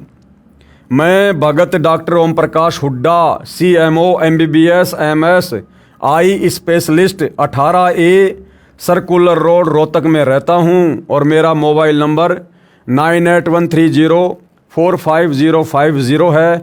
भाई और बहनों, वर्तमान में ये नंबर हो सकता आपको ना मिले, क्योंकि 2014 बरवाला कांड के बाद जिस डॉक्टर ओम प्रकाश हुड्डा को परमात्मा ने शरण में लेकर जीवन दान दिया था, वो ओम प्रकाश हुड्डा 2014 बरवाला कांड के बाद सतलोक आश्रम मैनेजमेंट हरियाणा के कुकर्मों में शामिल था, अर्थात मर्यादा तोड़ चुका था, जिस कारण से डॉक्टर ओम प्रकाश हुड्डा की पुनः मृत्यु हो चुकी है। वो संसार छोड़कर जा चुके हैं, अतः फिलहाल आपकी उनसे बात नहीं हो पाएगी। क्योंकि परमात्मा ने किसी को एक बार जीवन दान दे दिया तो ये मतलब थोड़ी है कि बाकी वो बकवाद करेगा तो उसको परमात्मा ऐसे ही रखेगा। भैया, वो परमात्मा सत्य का साथी है। जिसकी उम्र परमात्मा एक बार बढ़ा देता है, उस भगत ने तो सोच समझ के कदम रखना चाहिए, फूक फूक के, कि नादान, अगर तेरे से दोबारा जरा भी गलती हुई तुझे परमात्मा माफ नहीं करेगा। तो डॉक्टर ओम प्रकाश हुड्डा की वर्तमान में मृत्यु हो चुकी है। मेरा जन्म 12 अप्रैल 1953 को गांव किलोई जिला रोहतक में हुआ। मेरी 5वीं से 12वीं कक्षा तक की पढ़ाई DAV स्कूल व DAV कॉलेज अमृतसर में हुई। अमृतसर में मेरे बड़े भाई लाइब्रेरियन के पद पर DAV स्कूल में कार्यरत थे। वहाँ के जानकार लोग उन्हें मास्टर जी तथा मुझे प्यार से छोटे मास्टर जी कहते थे। तो भाई और बहनों, छोटे मास्टर जी डॉक्टर ओम प्रकाश हुड्डा की आत्मकथा हम खुद उन्हीं की जुबानी वीडियो में सुनते हैं, उसके बाद फिर हम इस पुस्तक में आगे बढ़ेंगे। सुनिएगा। क्या नाम है जी आपका? सर, मेरा नाम ओम प्रकाश दास है। वैसे मुझे जो है सरकारी तौर पे जो नौकरी में मेरा नाम दर्ज है वो ओम प्रकाश हुड्डा के नाम से है, OP Hooda, doctor OP Hooda. तो डॉक्टर साहब, आप कहाँ कहाँ आपने नौकरी की? सर, मैंने जो है जब मेडिकल अफसर के तौर पे मैंने बुटाना नौकरी ज्वाइन की थी। उसके बाद मेरी पानीपत डिस्ट्रिक्ट में रहा 2-2.5 साल। उसके बाद मैं सोनीपत मेडिकल सुपरिटेंडेंट की पोस्ट पे आया और उसके सोनीपत से मैं यमुनानगर में CHC नाहरपुर है 4.5 साल वहाँ रहा। नाहरपुर से मेरी बदली जो है बिलासपुर जिला यमुनानगर में ही जो है बदली हुई। वहाँ से मैं CHC डीघल आया 2005 दिसंबर में और CHC डीगल से मेरी प्रमोशन हुई CMO झज्जर की जो है, और 2 साल 1 महीना में CMO झज्जर रहा। उसके बाद सर मेरी जो है वहाँ अपॉइंटमेंट हुई deputy director senior scale Panchkula, और पंचकुला के बाद मैं CMO सिरसा रहा 1 साल तकरीबन, और उसके बाद मेरी बदली हुई CMO हिसार के तौर पे, जहाँ से मैं 30 अप्रैल 2011 को CMO के पद से रिटायर हुआ हूँ। जी डॉक्टर साहब, संत रामपाल जी महाराज के शरण में कैसे आए? संत रामपाल जी महाराज की शरण में मैं ऐसे आया कि मेरी पोस्टिंग 1998-99 में कुरुक्षेत्र रही। तो और मेरी पत्नी जो है वो टीचर थी नर्सिंग कॉलेज में सोनीपत। तो एक दिन हमारे घर जो है किसी बच्ची का आना हुआ जो 12वीं क्लास में पढ़ती थी। तो बच्ची ने ये नानी जी को ये बताया कि नानी जी मैं सोमवार को आई तब भी आपका व्रत था, मंगलवार को आई तब भी आपका व्रत था, शुक्रवार को आई तब भी आपका व्रत था, तो मैं आपकी इतनी पूजा पाठ का एक कैप्सूल बना दूं, क्योंकि इतने व्रत उपवास आप रखोगे तो आप बहुत कमज़ोर हो जाओगे। तो मेरी धर्मपत्नी ने कहा कि बेटी बना देना। तो उस बिटिया ने कहा कि संत रामपाल जी महाराज का सत्संग हर तीसरे संडे को सोनीपत में होता है, और आपको इस संडे को, तीसरे संडे को मैं आपको लेके जाऊंगी। तो मेरी धर्मपत्नी ने पहले सत्संग में ही मालिक का नाम ले लिया और नाम लेकर कुरुक्षेत्र आ गई। कुरुक्षेत्र आने के बाद मुझे बताया तो मैं जो हूँ थोड़ा सा ये भौचक्का रह गया कि मेरे पूछे बगैर कैसे ले लिया। तो मैं राधा स्वामी डेरा सत्संग ब्यास में चला गया, और पीछे 2 घंटे बाद मेरी पत्नी वहाँ पहुँच गई। और उसके बाद जो है हम वहाँ का सत्संग सुना। तो सत्संग पहले भी सुने थे, लेकिन वहाँ मेन डेरे पे ये देखा कि कोई उनका जो प्रवर्तक है, गुरु है, वो सत्संग नहीं करता, वहाँ तो सीढ़ी चला दी जाती है। उसके बाद में हम वापस आ गए, और फिर मैंने संत रामपाल जी महाराज के हर तीसरे संडे को सत्संग सुने 5-6। और तब मेरी पत्नी ने, जब मैंने नाम नहीं लिया तो मेरे घर में जो है 3 दिन का गुरु ग्रंथ साहब का जो पाठ रखवा दिया, जो गरीबदास जी का ग्रंथ कहते हैं। तो कबीर परमेश्वर की वाणी है जो कि, तो उसमें तो संत रामपाल जी महाराज जो है 25 तारीख को भोग लगाने के लिए उस पाठ को आए, और मैंने 25 दिसंबर 1999 को संत रामपाल जी महाराज से जो है नाम दान लिया। उस दिन के बाद मालिक की दया है, मैं मालिक के चरणों में ही जो है लगा हुआ हूँ। डॉक्टर साहब, जो भक्ति आपके पूज्य गुरुदेव संत रामपाल जी महाराज ने दी है, उस भक्ति से आपको क्या लाभ मिला?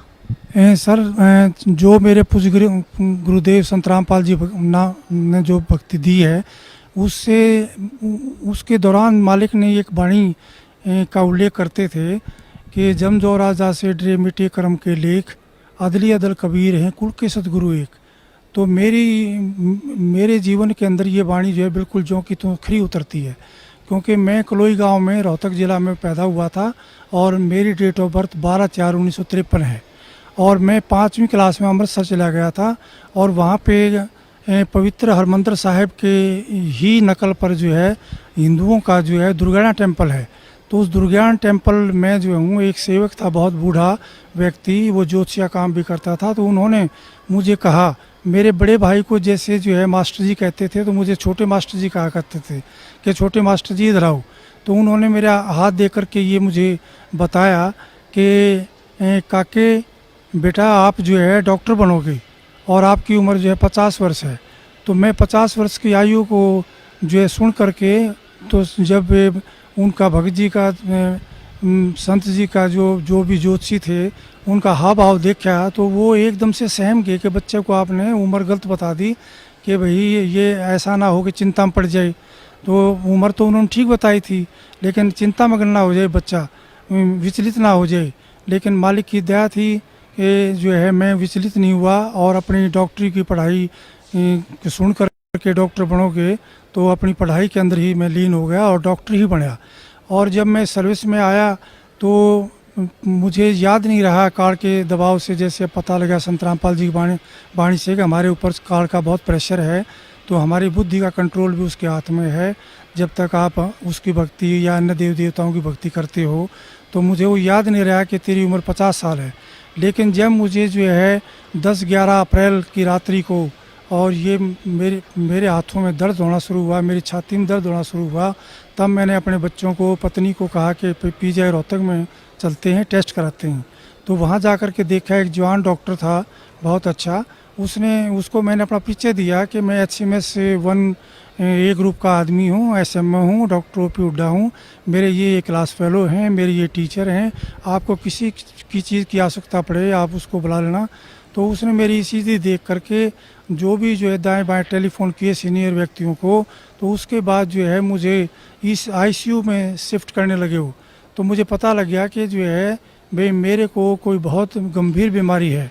लेकिन संत रामपाल जी महाराज ने बता रखा था सत्संगों के दौरान कि जब भी तुम्हारे ऊपर कोई विपत्ति आ जाए तो तुरंत आप उसी टाइम जो है, यदि प्रथम मंत्र मिला हुआ है तो प्रथम मंत्र, और दूसरी स्टेज का सतनाम मिला हुआ है तो सतनाम, और सार नाम मिला हुआ है तो सार नाम उच्चारण करना शुरू कर देना। तो मैंने परमात्मा की, संत रामपाल जी की कृपा से वैसा ही शुरू कर दिया था। और मुझे जो है ये ऐसा महसूस नहीं हो रहा था कि मैं वाकई में ही इतना गंभीर बीमार हूँ जो मुझे ICU में शिफ्ट किया जा रहा है। लेकिन जो है वहाँ पे 1.5-2 घंटे बाद जो है अचेतन अवस्था में मैं चला गया, और अचेतन अवस्था में बाहर तो डॉक्टर जो है, जैसे मुझे पता लग गया कि वो लिखा पढ़ी करवा रहे हैं कि बहुत अच्छा डॉक्टर था और ये बचा नहीं सकते हम, इसके जो है अंतिम समय लगभग नज़दीक आ गया है।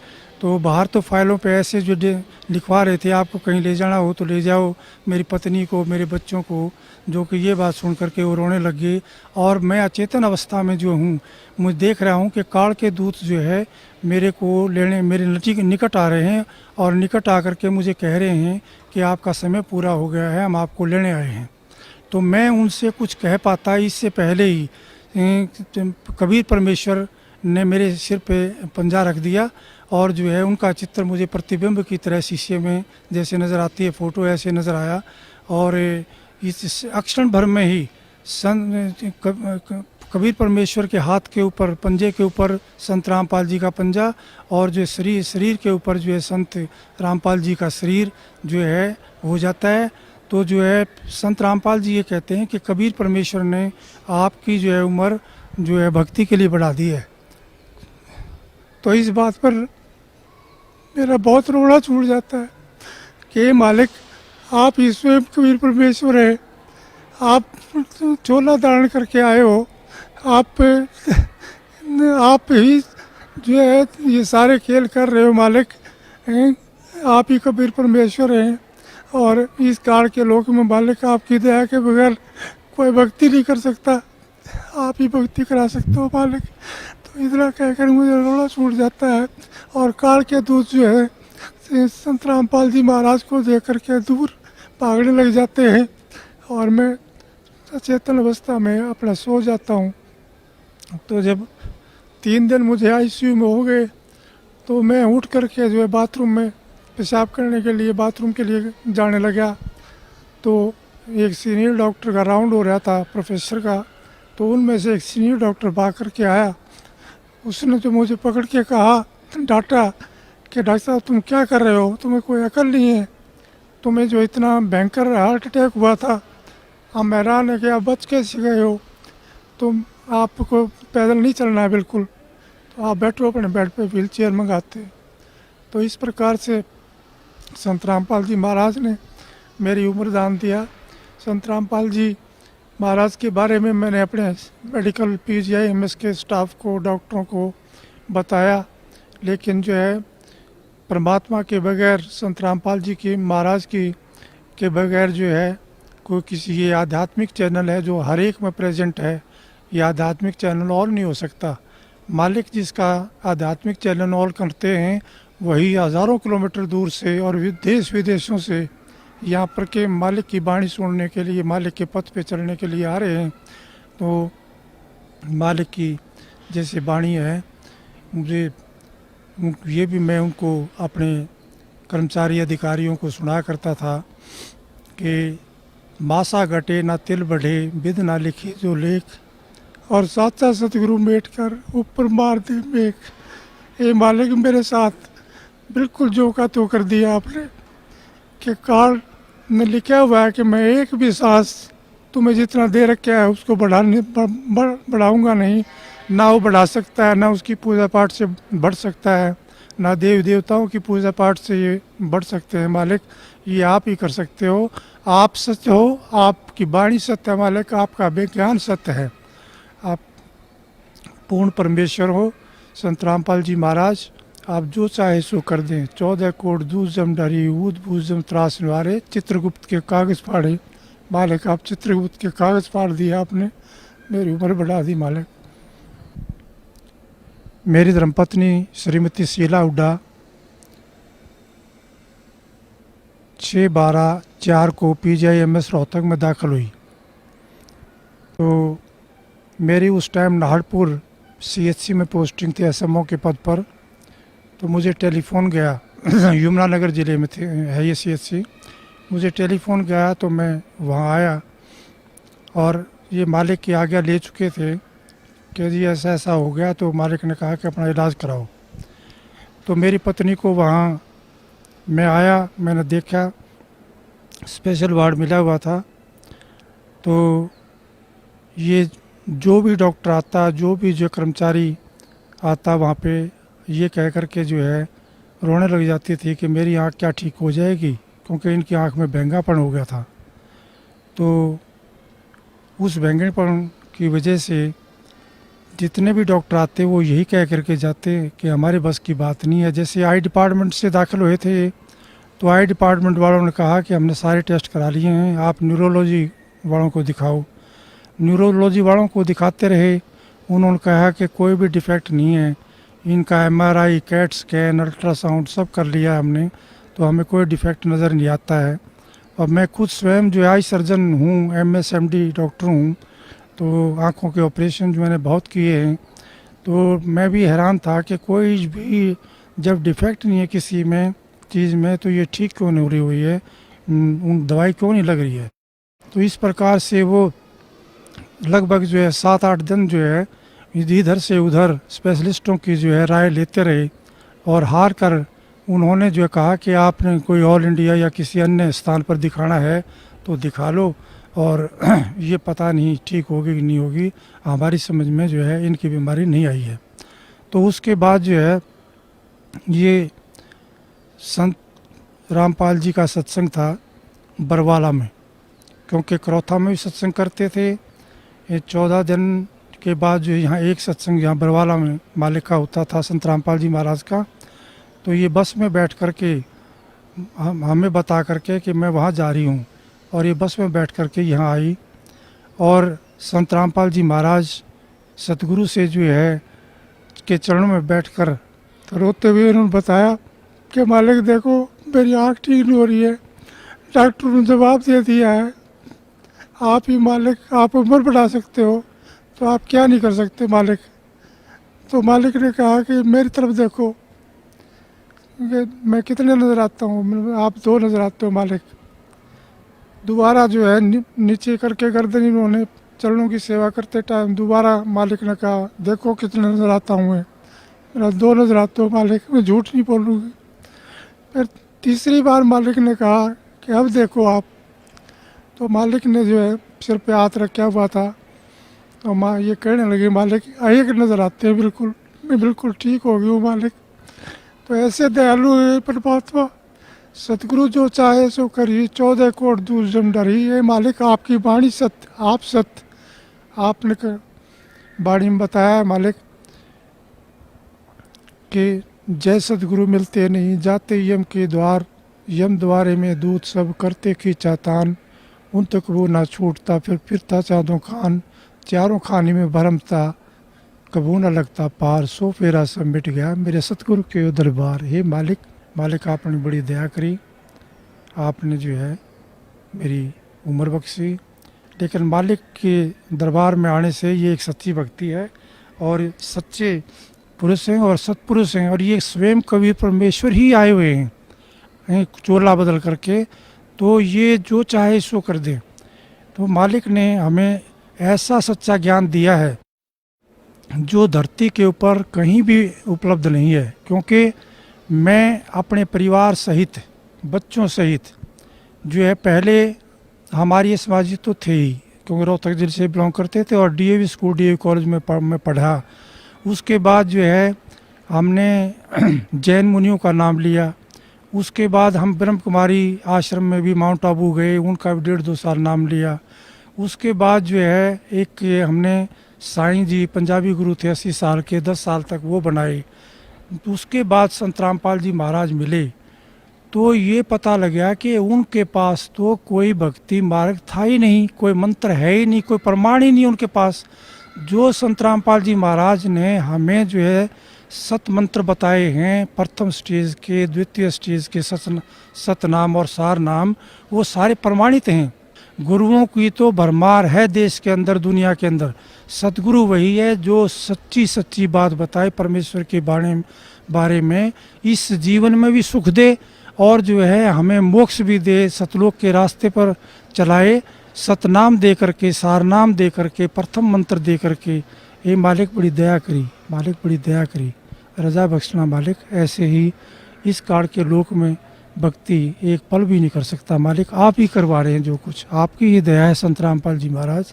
दया रखना मेरे ऊपर और मेरे परिवार के ऊपर मालिक। तो भाइयों और बहनों, आपने डॉक्टर ओम प्रकाश हुड्डा जी का इंटरव्यू सुना, किस प्रकार से वो तकलीफ में थे और उनका जीवन शेष नहीं था, हॉस्पिटल में एडमिट थे। उन्हें भी आभास हो गया था कि मेरा जीवन अब शेष नहीं है, लेकिन सतगुरु रामपाल जी के आशीर्वाद से उनको पुनर्जीवन मिला। और परमात्मा कहते कि मैं जिसको पुनर्जीवन देता हूँ तो कम से कम 100 वर्ष तक उसकी आयु को बढ़ाता हूँ, यदि वो मर्यादा में रहकर भक्ति करने का वादा करे तो वैसे तो डॉक्टर ओम प्रकाश हुड्डा जी ने, जो कि पुनर्जीवन प्राप्त थे, उनको 100 वर्ष तक जीना था, परंतु भाइयों और बहनों बीच में मर्यादा तोड़ दी, क्योंकि इन्होंने साध संगति का पता लगने के बाद भी सतलोक आश्रम मैनेजमेंट हरियाणा का साथ नहीं छोड़ा। और सतलोक आश्रम मैनेजमेंट हरियाणा, सतगुरु रामपाल जी का परिवार, ये तो भैया स्पेशल काल के द्वारा धरती पर भक्तों की मर्यादा तोड़वाने के लिए भेजे गए हैं। तो ओम प्रकाश हुड्डा जैसे हजारों भगत अपने जीवन से हाथ धो चुके हैं अभी तक। उसके बाद भाई और बहनों, इनकी पत्नी है भगतमती सुशीला की आंख ठीक करना।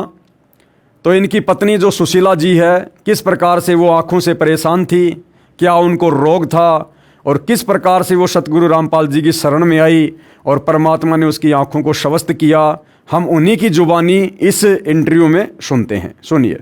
क्या नाम है माता जी आपका? मेरा सुशीला हुड्डा है, मैं मिसेज़ हुड्डा हूँ, डॉक्टर हुड्डा की पत्नी। मैंने संत रामपाल जी का नाम 1999 में लिया था और उसी समय से मैं मालिक को यूँ महसूस कर रही हूँ कि जैसे पर कहते हैं कि भी भगवान वो होता है जो अंधे को आँख दे, कोढ़न को काया, बाझन को पुत्र दे, निर्धन को माया। तो ये मालिक स्वयं कबीर साहब आए हुए हैं, इन्होंने मेरी फैमिली में ये प्रूव कर दिया कि हाँ, मैं पूर्ण परमात्मा वाले काम कर सकता हूँ, मैं समर्थ हूँ। डॉक्टर साहब को ज़िंदगी बख्शी, जबकि बचपन में बता दिया था कि 50 इयर्स इनकी एज है। उसके बाद सिवियर हार्ट अटैक हुआ और मालिक ने बचाया।